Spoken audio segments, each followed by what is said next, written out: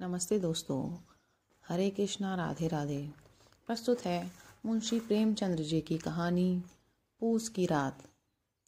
हल्कू ने आकर स्त्री से कहा, सहना आया है, लाओ जो रुपए रखे हैं उसे दे दूं, किसी तरह गला तो छूटे।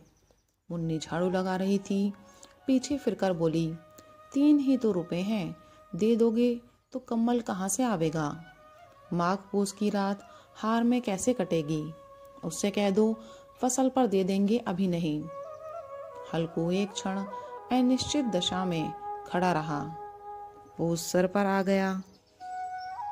कम्बल के बिना हार में रात को वह किसी तरह नहीं जा सकता, मगर सहना मानेगा नहीं। घुड़कियां जमावेगा, गालियां देगा, बला से जाड़ों में मरेंगे, बला तो सिर से टल जाएगी। यह सोचता हुआ वह अपना भारी भरकम डील लिए हुए, जो उसके नाम को झूठ सिद्ध करता था, स्त्री के समीप आ गया और खुशामद करके बोला, ला दे दे, गला तो छूटे। कम्बल के लिए कोई दूसरा उपाय सोचूंगा। मुन्नी उसके पास से दूर हट गई और आंखें तरेरते हुई बोली, कर चुके दूसरा उपाय, जरा सुनूं तो कौन सा उपाय करोगे। कोई खैरात दे देगा कम्बल, ना जाने कितनी बाकी है जो किसी तरह चुकने ही नहीं आती। मैं कहती हूँ तुम क्यों नहीं खेती छोड़ देते, मर मर कर काम करो, उपज हो तो बाकी दे दो। चलो छुट्टी हुई, बाकी चुकाने के लिए ही तो हमारा जन्म हुआ है। पेट के लिए मजूरी करो, ऐसी खेती से बाज आए, मैं रुपए ना दूंगी ना दूंगी। हल्कू उदास होकर बोला, तो क्या गाली खाऊं। मुन्नी ने तड़प कर कहा, गाली क्यों देगा, क्या उसका राज है। मगर यह कहने के साथ ही उसकी तनी हुई भौएं ढीली पड़ गई। हल्कू के उस वाक्य में जो कठोर सत्य था, वह मानो एक भीषण जंतु की भांति उसे घूर रहा था। उसने जाकर आले पर से रुपए निकाले और लाकर हल्कू के हाथ पर रख दिए। फिर बोली, तुम छोड़ दो अब की से खेती, मजूरी में सुख से एक रोटी तो खाने को मिलेगी, किसी की धौस तो ना रहेगी। अच्छी खेती है, मजूरी करके लाओ, वह भी उसी में झोंक दो, उस पर धौस। हल्कू ने रुपए लिए और इस तरह बाहर चला, मानो अपना हृदय निकाल कर देने जा रहा हो। उसने मजूरी से एक एक पैसा काट कपट कर 3 रुपए कम्बल के लिए जमा किए थे। वे आज निकले जा रहे थे। एक एक पग के साथ उसका मस्तिष्क अपनी दीनता के भार से दबा जा रहा था। पूस की अंधेरी रात, आकाश पर तारे भी ठिठुरते हुए मालूम होते थे।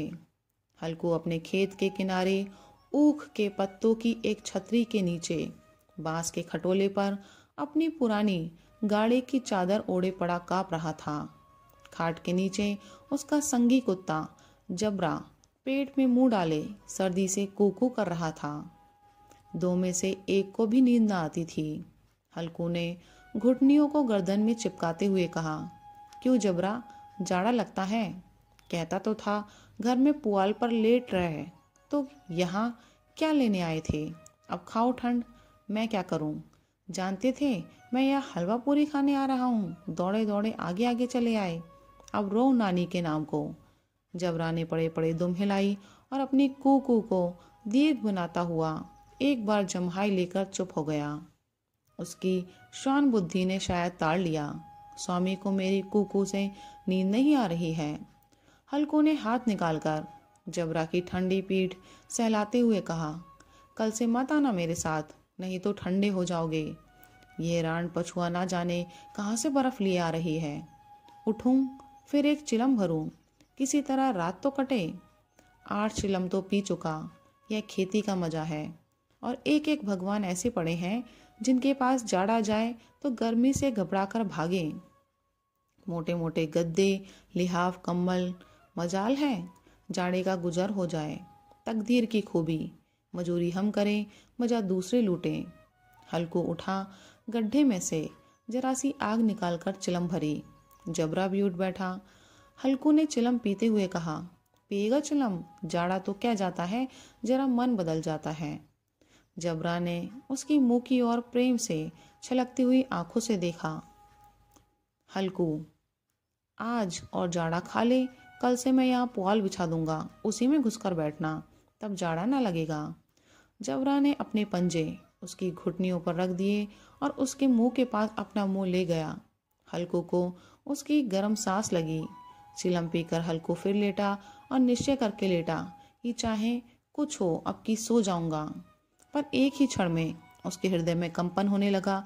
कभी इस करवट लेटता, कभी उस करवट, पर जाड़ा किसी पिशाच की भांति उसकी छाती को दबाए हुए था। जब किसी तरह ना रहा गया तो उसने जबरा को धीरे से उठाया और उसके सिर को थपथपाकर उसे अपनी गोद में सुला लिया। कुत्ते की देह से जाने कैसी दुर्गंध आ रही थी, पर वह उसे अपनी गोद में चिपटाए हुए ऐसे सुख का अनुभव कर रहा था जो इधर महीनों से उसे ना मिला था। जबरा शायद यही समझ रहा था कि स्वर्ग यही है, और हल्कू की पवित्र आत्मा में तो उस कुत्ते के प्रति घृणा की गंध तक ना थी। अपने किसी अभिन्न मित्र या भाई को भी वह इतनी ही तत्परता से गले लगाता। वह अपनी दीनता से आहत न था जिसने आज उसे इस दशा को पहुंचा दिया। नहीं, इस अनोखी मैत्री ने जैसे उसकी आत्मा के सब द्वार खोल दिए थे और उनका एक एक अणु प्रकाश से चमक रहा था। सहसा जबरा ने किसी जानवर की आहट पाई। इस विशेष आत्मीयता में उसमें एक नई स्फूर्ति पैदा कर दी थी जो हवा के ठंडे झोंकों को तुच्छ समझती थी। वह झपट कर उठा और छपरी से आकर भौंकने लगा।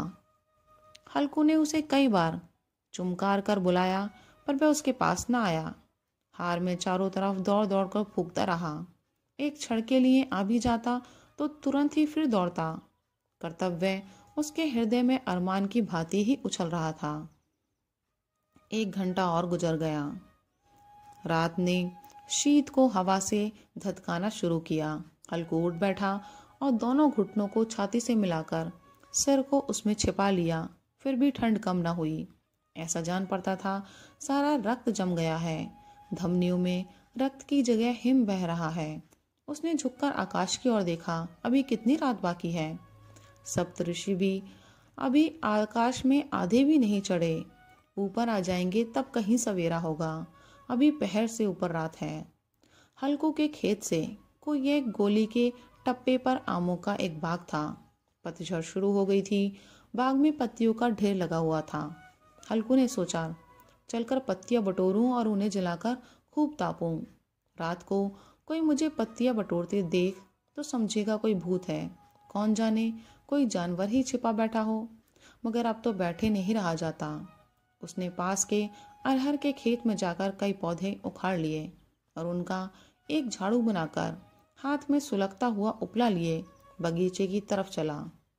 जबरा ने उसे आते देखा तो पास आया और दुम हिलाने लगा। हल्कू ने कहा, अब तो नहीं रहा जाता जबरू, चलो बगीचे में पत्तियां बटोर कर तापें। ठाटे हो जाएंगे तो फिर आकर सोएंगे। अभी तो बहुत रात है। जबरा ने कू कू करके सहमति प्रकट की और आगे आगे बगीचे की ओर चला। बगीचे में खूब अंधेरा छाया हुआ था और अंधकार में निर्दय पवन पत्तियों को कुचलता हुआ चला जाता था। वृक्षों से ओस की बूंदें टप टप नीचे टपक रही थी। एकाएक एक झोंका मेहंदी के फूलों की खुशबू लिए हुए आया। हल्कू ने कहा, कैसी अच्छी महक आई जबरू, तुम्हारी नाक में भी तो सुगंध आ रही है। जबरा को कहीं जमीन पर एक हड्डी पड़ी मिल गई। उसे चिंचोड़ रहा था। हल्कू ने आग जमीन पर रख दी और पत्तियां बिटोरने लगा। जरा देर में पत्तियों का ढेर लग गया। हाथ ठिठुरे जाते थे, नंगे पांव गले जाते थे और वह पत्तियों का पहाड़ खड़ा कर रहा था। इसी अलाव में वह ठंड को जलाकर भस्म कर देगा। थोड़ी देर में अलाव जल उठा। उसकी लौ ऊपर वाले वृक्ष की पत्तियों को छू छू कर भागने लगी। उस अस्थिर प्रकाश में बगीचे के विशाल वृक्ष ऐसे मालूम होते थे मानो उस अथाह अंधकार को अपने सिरों पर संभाले हुए अंधकार के उस अनंत सागर में यह प्रकाश एक नौका के समान हिलता मचलता हुआ जान पड़ता था। हल्कू अलाप के सामने बैठा आग ताप रहा था। एक क्षण में उसने दोहर उतारकर बगल में दबा ली। दोनों पांव फैला लिए मानो ठंड को ललकार रहा हो। तेरे जी में जो आए सो कर। ठंड की असीम शक्ति पर विजय प्राप्त करके वह विजय गर्व को हृदय में छिपा न सकता था। उसने जबरा से कहा, क्यों जब्बर, अब ठंड नहीं लग रही है? जब्बर ने कू कू करके मानो कहा, अब क्या ठंड लगती ही रहेगी, पहले से ये उपाय ना सूझा? नहीं, इतनी ठंड क्यों खाते? जब्बर ने पूंछ हिलाई। अच्छा आओ, इस अलाव को कूद कर पार कर देखें, कौन निकल जाता है। अगर जल गए बच्चा तो मैं दबा ना करूँगा। जब्बर ने उस अग्नि राशि की ओर कातर नेत्रों से देखा। मुन्नी से कल ना कह देना, नहीं तो लड़ाई करेगी। यह कहता हुआ वह उछला और उस अलाव के ऊपर से साफ निकल गया। पैरों में जरा लपट लगी, पर वह कोई बात ना थी। जबरा आग के गिर्द घूमकर उसके पास आ खड़ा हुआ। हल्कू ने कहा, चलो चलो, इसकी सही नहीं, ऊपर से कूद कर दिखाओ। वह फिर कूदा और अलाव के इस पार आ गया। पत्तियां जल चुकी थी। बगीचे में फिर अंधेरा छा गया था। राख के नीचे कुछ कुछ आग बाकी थी, जो हवा का झोंका आ जाने पर जरा जाग उठती थी, पर एक क्षण में फिर आंखें बंद कर लेती थी। हल्कू ने फिर चादर ओढ़ ली और गर्म राख के पास बैठा हुआ एक गीत गुनगुनाने लगा। उसके बदन में गर्मी आ गई थी, पर जो जो शीत बढ़ती जाती थी उसे आलस से दबाए लेता था। जबरा जोर से फूंक कर खेत की ओर भागा। हल्कू को ऐसा मालूम हुआ कि जानवरों का एक झुंड खेत में आया है। शायद नील गायों का झुंड था। उनके कूदने दौड़ने की आवाजें साफ कान में आ रही थी। ऐसा मालूम हुआ कि खेत में चर रही हैं। उनके चबाने की आवाज चर चर सुनाई देने लगी। उसने दिल में कहा, नहीं, जबरा के होते कोई जानवर खेत में नहीं आ सकता। नोच ही डाले, मुझे भ्रम हो रहा है। कहाँ, अब तो कुछ सुनाई नहीं देता। मुझे भी कैसा धोखा हुआ। उसने जोर से आवाज लगाई, जबरा जबरा। जबरा भूखता रहा, उसके पास न आया। फिर खेत के चले जाने की आहट मिली। अब वह अपने को धोखा न दे सका।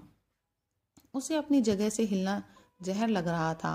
कैसा ददाया हुआ था। इस जाड़े पाले में खेत में जाना, जानवरों के पीछे दौड़ना असहज जान पड़ा। वह अपनी जगह से ना हिला। उसने जोर से आवाज लगाई, लिहो लिहो लिहो। जबरा फिर फूंक उठा। जानवर खेत चर रहे थे। फसल तैयार है। कैसी अच्छी खेती थी, पर ये दुष्ट जानवर उसका सर्वनाश किए डालते हैं।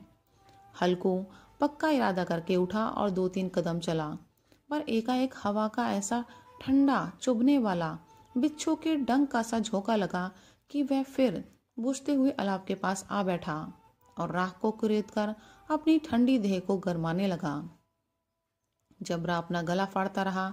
नील गाय खेत का सफाया किए डालती थी और हल्कू गर्म राख के पास शांत बैठा हुआ था। एक कर्मण्यता ने रस्सियों की भांति उसे चारों तरफ से जकड़ रखा था। उसी राख के पास गर्म जमीन पर वह चादर ओढ़कर सो गया। सवेरे जब उसकी नींद खुली तब चारों ओर धूप फैल गई थी और मुन्नी कह रही थी, क्या आज सोते ही रहोगे? तुम यहाँ आकर रम गए और उधर सारा खेत चौपट हो गया। हल्कू ने उठकर कहा, क्या तू खेत से होकर आ रही है? मुन्नी बोली, हाँ, सारे खेत का सत्यानाश हो गया। भला ऐसा भी कोई सोता है? तुम्हारे यहाँ मड़ैया डालने से क्या हुआ? हल्कू ने बहाना किया, मैं मरते मरते बचा, तुझे अपनी खेत की पड़ी है। पेट में ऐसा दर्द हुआ कि मैं ही जानता हूँ। दोनों फिर खेत के डांड पर आए।